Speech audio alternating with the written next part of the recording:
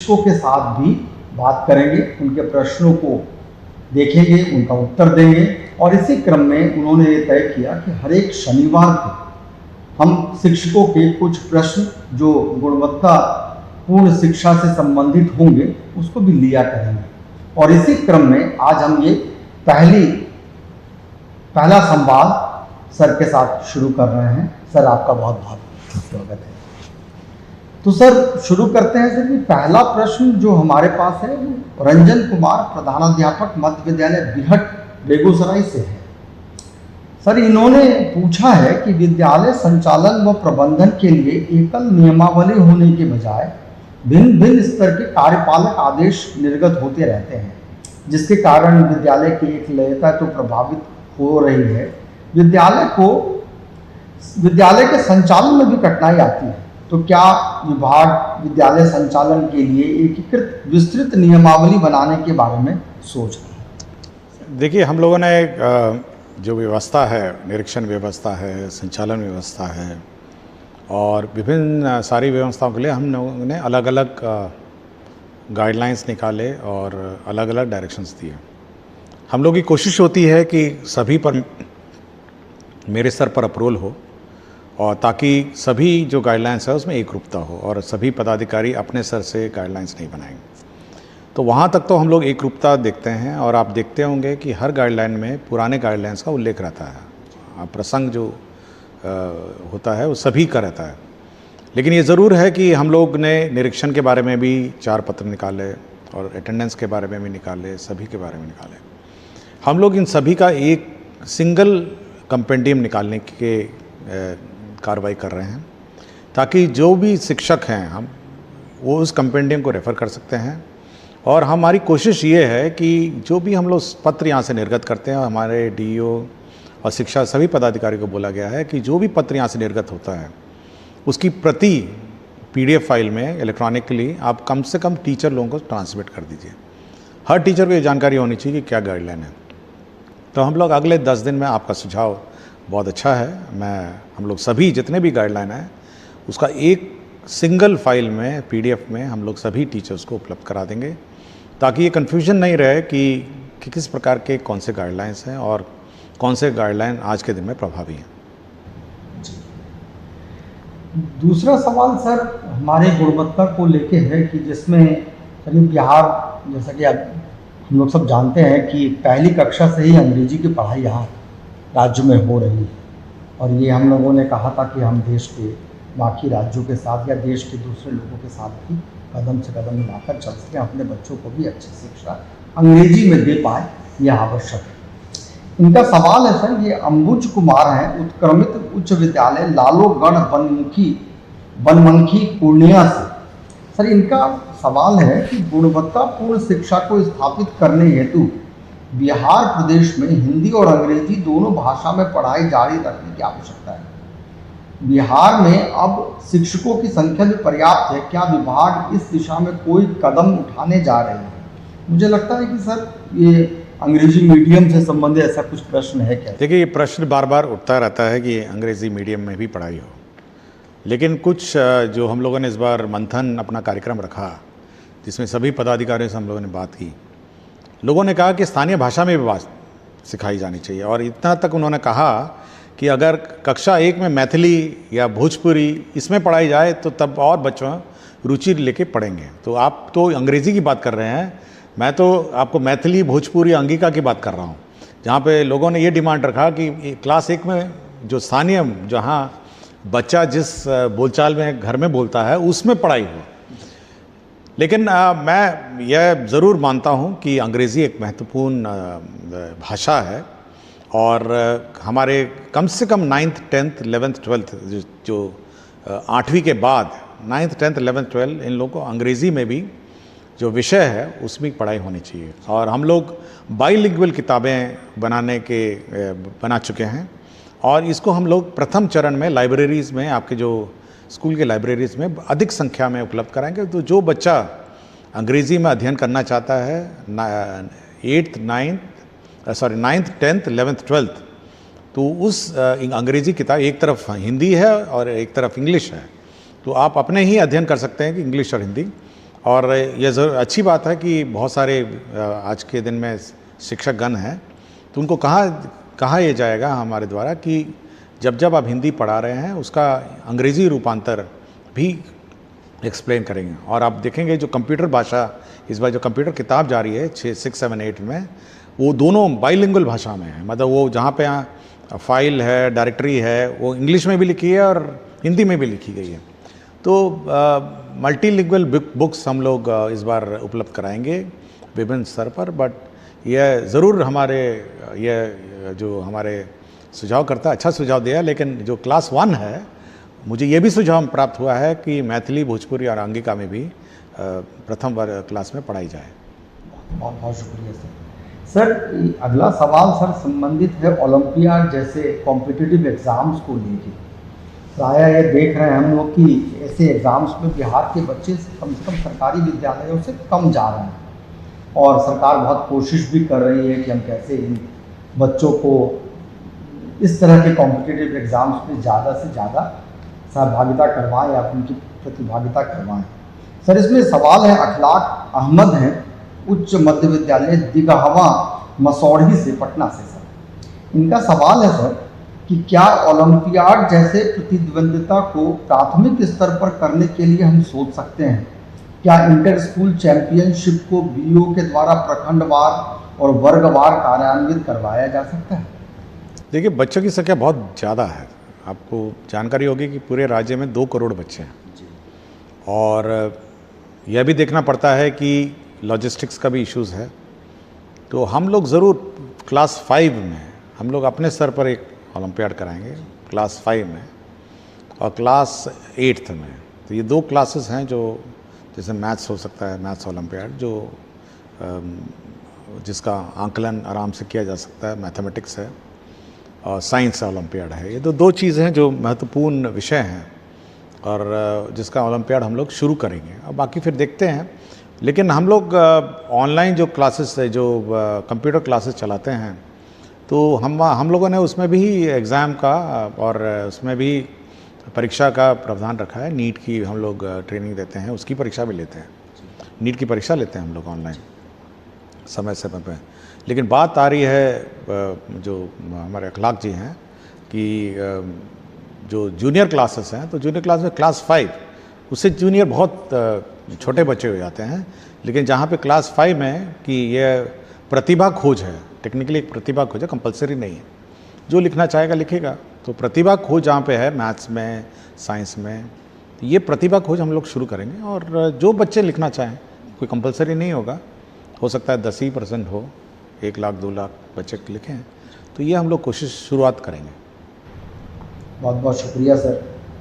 Sir इसके बाद जो सवाल पूछा है ग्राम सिद्दकी मध्य विद्यालय रामधनाव बनियापुर सारण से। सर इनका सवाल प्रशासन से संबंधित है, विद्यालय प्रबंधन से संबंधित है। सर क्या प्रत्येक विद्यालय को एक क्लर्क प्रदान किया जा सकता है ताकि विभिन्न प्रकार के रिपोर्ट एवं विद्यालय संबंधित अन्य सूचनाओं को उनके द्वारा संधारित किया जा सके और प्रधानाध्यापक व शिक्षक पठन पाठन के कार्यों में अपना 100% दे सके?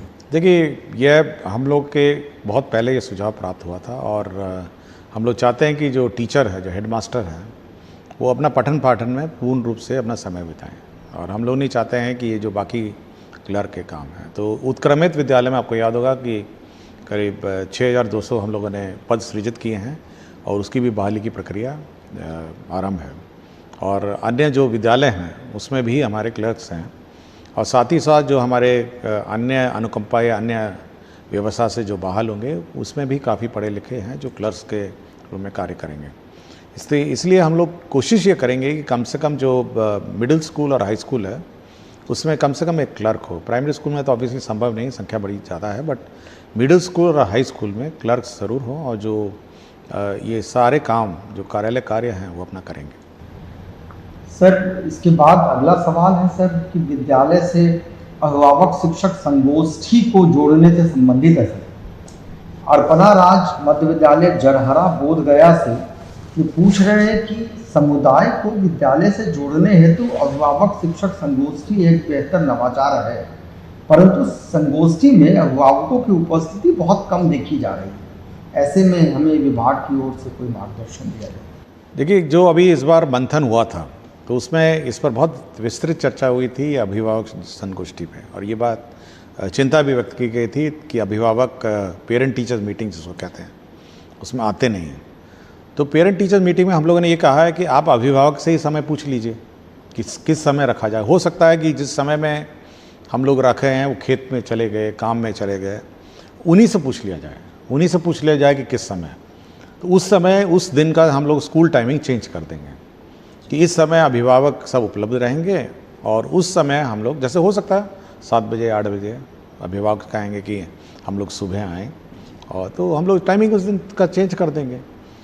तो ये हम लोग की कोशिश है कि अभिभावक अपने बच्चे की शिक्षा में रुचि लें, और जब तक अभिभावक है, समाज है, सभी लोग एक साथ रुचि नहीं लेंगे, मेरे ख्याल से शिक्षा पूर्ण नहीं होगी। तो मेरा बस अनुरोध है कि अभिभावक समय पे आएँ, और जो भी समय उनको ठीक लगे, आपको लगता है सुबह है, आपको लगता है शाम का है, तो उस दिन का हम लोग समय उसमें परिवर्तन कर देंगे। तो ये टीचर और हेडमास्टर पर निर्भर है कि गांव वाले से पूछ लेंगे, एक बार बैठक कर लेंगे, मुखिया जी है, पंचायत सेवक है, वार्ड सदस्य हैं, सभी से पूछ लेंगे कि भाई आप समय कौन सा चाहते हैं, और जो दोनों के लिए कन्वीनियंट है। ये भी नहीं हो सकता कि टीचर को हम लोग कहेंगे रात को कर दीजिए, ये भी नहीं सोच सकता है। तो दोनों के लिए जो उपयुक्त समय है वो अपने म्यूचुअल अंडरस्टैंडिंग में पेरेंट टीचर मीटिंग का समय निर्धारित कर लेंगे। बहुत बहुत शुक्रिया सर। इसके बाद का सवाल सर प्रियंका कुमारी मध्य विद्यालय मल्हा टोल परिहार सीतामढ़ी से पूछती हैं। उन्होंने सर पूछा है कि ज़्यादातर प्राथमिक कक्षाओं में वर्ग कक्ष की कमी है और कई वर्ग के बच्चों को एक साथ बैठाकर पठन पाठन कराया जाता है। शिक्षक मल्टीग्रेड कक्षाओं के संचालन के लिए प्रशिक्षित नहीं है। क्या विभाग से कुछ मार्गदर्शन मिल सकता है?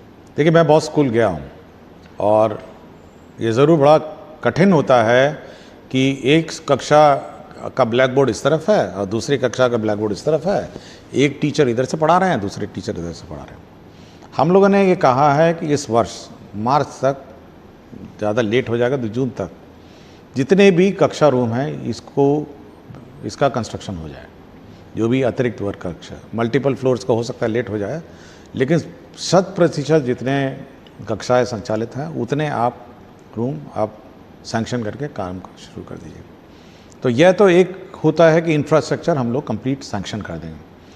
तो जब तक आप इंफ्रास्ट्रक्चर कंप्लीट नहीं हो जाता है तो उसके लिए वैकल्पिक व्यवस्था क्या हो सकती है, यही प्रियंका जी पूछेंगी। तो हम लोगों ने ये कोशिश कर रहे हैं, हमारे जो टीचर ये डीओस का जो मंथन कार्यक्रम था, अभी जो चर्चाएँ हुई थी, उसमें उन लोगों ने कहा कि स्टैगर्ड टाइमिंग स्कूलों में लागू की जाए। तो कुछ क्लासेस पहले हो जाएं, कुछ क्लासेस बाद में हो जाएं, शिफ्ट में हो जाएं। तो क्योंकि अटेंडेंस का हमारा सॉफ्टवेयर फिक्स्ड है, मतलब वो 9 बजे लेता है, 4 बजे लेता है, तो उसको हम लोग संशोधित करेंगे थोड़ा सा। तो उस पर लगे हैं कि कैसे शिफ्ट और स्लॉट, और ये हेडमास्टर और टीचर पे छोड़ देंगे कि किस शिफ्ट पे कौन पढ़ाएगा और किस टाइमिंग से वो पढ़ाएंगे।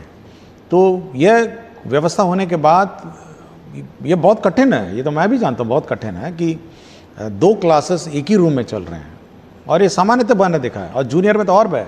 आप देखते हैं फर्स्ट सेकंड थर्ड तीनों एक साथ बैठे रहते हैं, और ये बहुत ही मुश्किल है क्योंकि उनके टीचिंग टेक्निक अलग है। अब क्लास 1 का टीचिंग टेक्निक बहुत अलग है, क्लास 2 का अलग है, क्लास 3 का अलग है। तो मैं टीचर्स की समस्या समझता हूँ, और मैं सभी 100% हम लोग जो क्लासरूम है वो सैंक्शन करेंगे, बिल्डिंग्स बनेंगे, लेकिन तब तक वो टाइमिंग हम लोग आगे पीछे करके इसको चलाएंगे। बहुत बहुत शुक्रिया सर। इसमें सही में मल्टीग्रेड टीचिंग एक समस्या भी है, और किस तरीके से इसका निवारण हो इसके बारे में शिक्षक भी चिंतित हैं सर। विभाग की ये प्रायोरिटी है, और कक्षाओं का जल्दी से जल्दी निर्माण किया जा रहा है।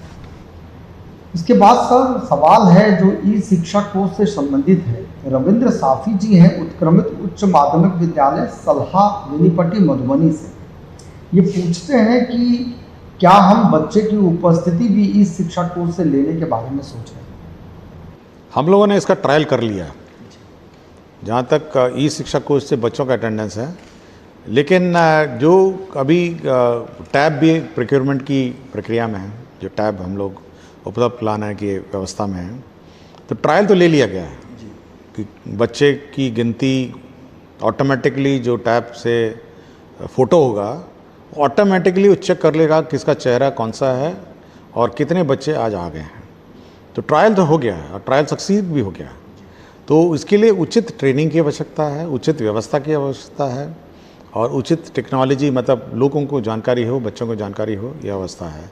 तो इसका एक समय पे हम लोगों ने अपना टारगेट रखा है कि 1 जनवरी से हम लोग इसको फाइनली रोल आउट करेंगे। तो 2 महीना कम से कम हम लोग को लगेगा, लेकिन ट्रायल हम लोगों ने ले लिया है।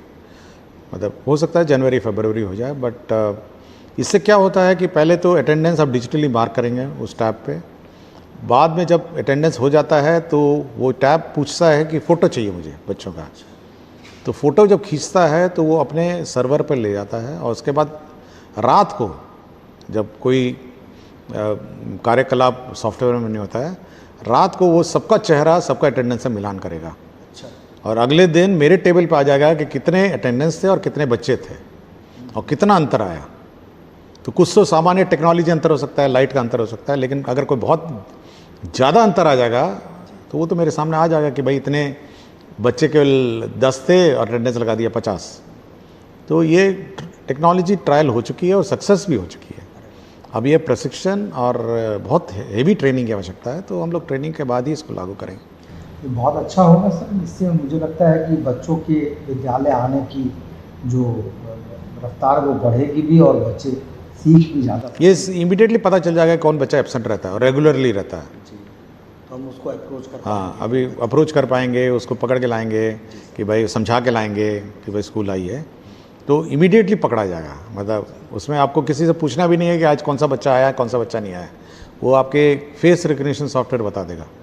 ये बहुत अच्छा होगा सर। इसके बाद सर एक जनरली एक्सेस से रिलेटेड है कि क्यों हमारे सरकारी विद्यालयों में बच्चे कम नामांकित होते हैं।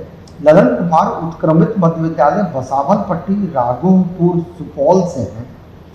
ये पूछते हैं कि एक सक्रिय व्यवस्था और मेहनती शिक्षकों के होते हुए भी सरकारी विद्यालयों में आम जनों का विश्वास कम क्यों हो रहा है सर? इसकी क्या? देखिए बसंत जी, मैं एक विद्यालय गया था, उर्दू माध्यमिक विद्यालय 12चट्टी में थी और बहुत बड़ा कैंपस था। मतलब हमको लगता है कि करीब 2.5-3 एकड़ का कैंपस था। बिल्डिंगें भी थी, सब था और मिड डे मील भी था वहाँ पे। लेकिन बगल में दीवार के किनारे एक तो स्कूल, प्राइवेट स्कूल खड़ा हुआ था और उस स्कूल का निरीक्षण किया। हमारे बच्चे जो थे चौक में मिले, मतलब जो जीटी रोड के सड़क पे हमको मिले बच्चे, और 10 बजे का समय था, 10 सवा 10 बजे। मैं पूछा भी बच्चों से कि भाई 10 बजे तो स्कूल नहीं है। आराम से चलते हुए आ रहे थे, 2-3 लड़कियां थी चलती हुई आ रही थी। और जब हम स्कूल के अंदर घुसे तो पूरी, मतलब इंफ्रास्ट्रक्चर वाइज सब कुछ था। कंप्यूटर भी था, क्लासरूम भी थे, सब कुछ था, बेंच था, डेस्क था और टीचर भी फुल थे। मतलब टीचर की संख्या एक भी एब्सेंट नहीं था टीचर, और अच्छे टीचर थे। मतलब बहुत पढ़े लिखे टीचर भी थे और वेल टू डू टीचर, मतलब अच्छे टीचर थे। कोई टीचर में त्रुटि नहीं थी, इंफ्रास्ट्रक्चर में त्रुटि नहीं थी, बेंच डेस्क में त्रुटि नहीं थी।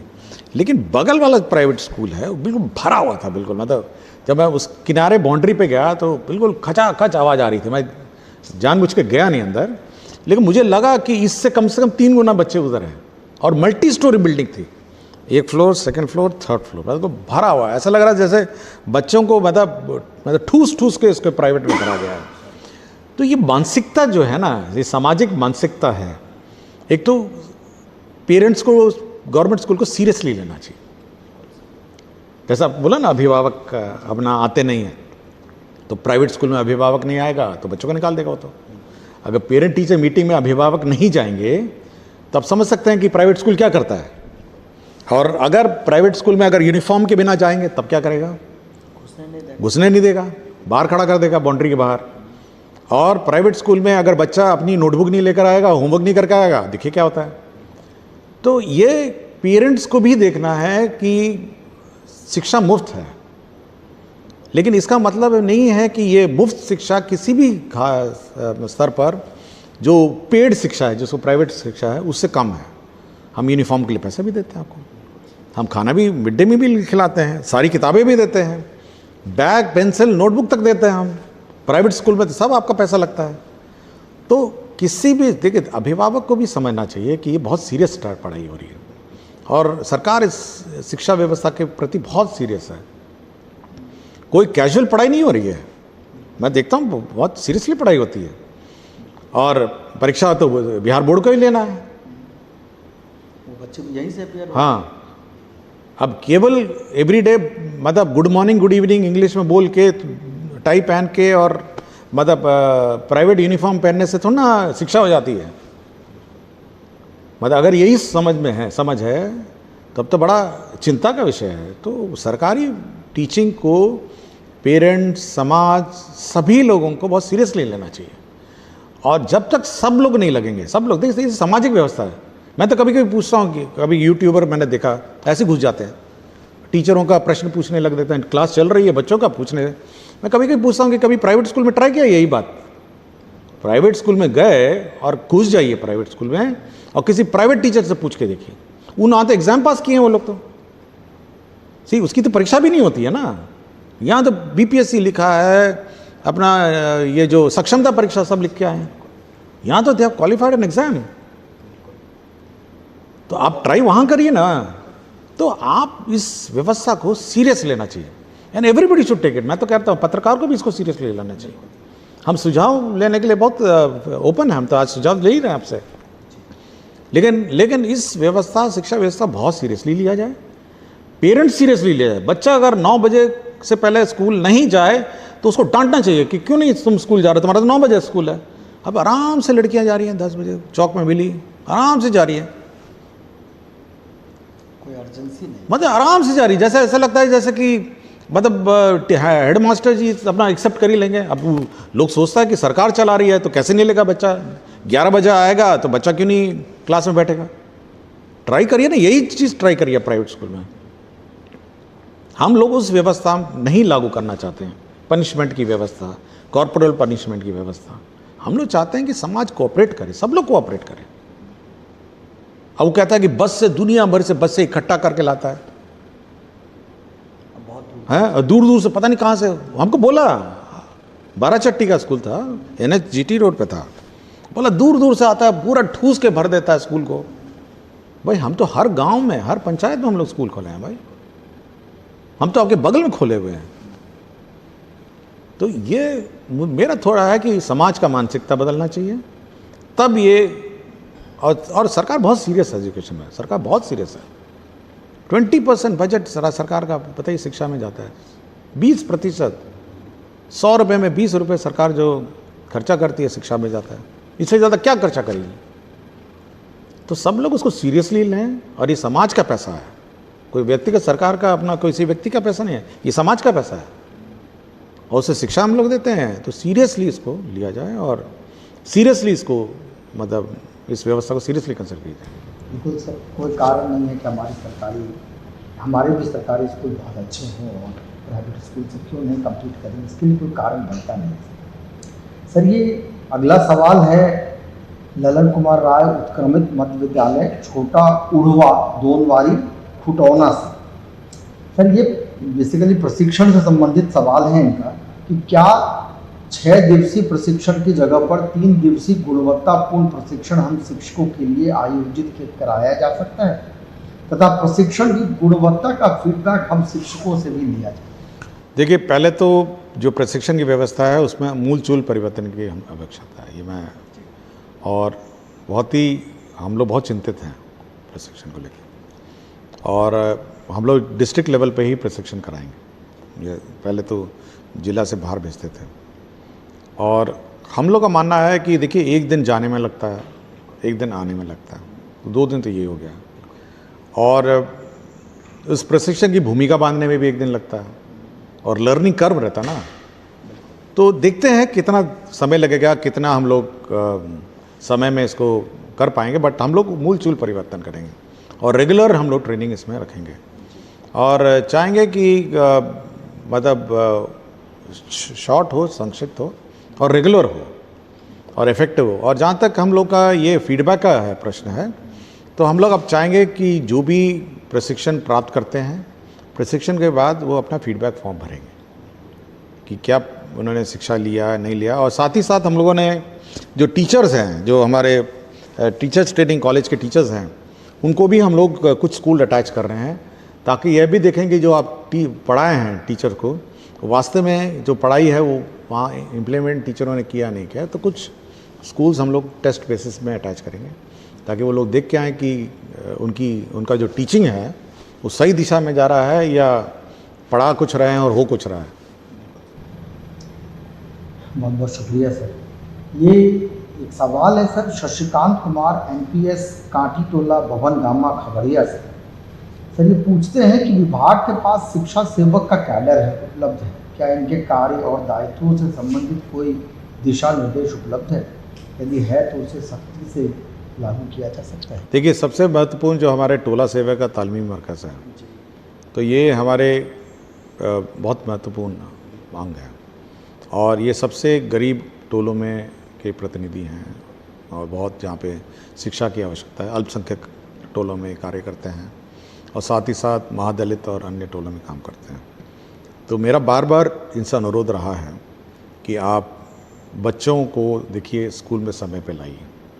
जो बच्चे स्कूल से बाहर हैं उनको आप स्कूल में लाइए, और कोशिश करिए कि ये ठीक ठाक पढ़ें। सरकार इन पर बहुत खर्चा करती है। ये शिक्षा के टीचर के व्यवस्था से आप बाहर के लोग हैं, जो अगर कोशिश करेंगे तो महादलित टोलों के, अल्पसंख्यक के बच्चे 100% पढ़ लेंगे। और कोई कठिनाई है तो हम लोग अलग से बात कर सकते हैं, लेकिन मेरा बस ये बार बार अनुरोध रहा है कि आप लोग बच्चों को स्कूल लाइए और पढ़ाइए, और कोशिश करिए कि वो ठीक ठाक पढ़ें। पढ़े लिखे लोग हैं, आपके तालीमी मरकज़ के लोग पढ़े लिखे लोग हैं, आपके टोला सेवक पढ़े लिखे लोग हैं। तो कोशिश करिए जल्द कि अपनी मेहनत लगा के ये सब समाज, यही है जो अपेक्षित समाज है, इसमें शिक्षा स्तर में सुधार हो। बहुत बहुत शुक्रिया सर। ये 10 प्रश्न आज हमने लिया है, और हम आगे भी हर एक शनिवार को, जैसा कि आपने कहा है कि हम चुने हुए प्रश्न शिक्षकों से लिया करेंगे। हम शिक्षकों से भी अनुरोध करेंगे, अपील करेंगे कि वो अपने प्रश्न जो विद्यालय प्रबंधन से हो, कक्षा वर्ग कक्ष से, अब बच्चों से भी, अगर कोई बच्चा भी पूछना चाहे तो भी पूछ सकता है कि, तो हम लोग बच्चों से का भी प्रश्न, आज बच्चों का प्रश्न नहीं आया है, आज केवल टीचर्स लोगों का आया है। तो कोई बच्चे भी अगर पूछना चाहें तो हम लोग अगली बार से 1-2 बच्चों का भी प्रश्न हम जवाब दें। तो हम लोग अगली बार से और प्रश्न लिया करेंगे। ये हमने शुरुआत की है, और ये बहुत स्वस्थ परंपरा हमने इस्टेब्लिश की है। बहुत बहुत शुक्रिया आपको सर, बहुत बहुत धन्यवाद।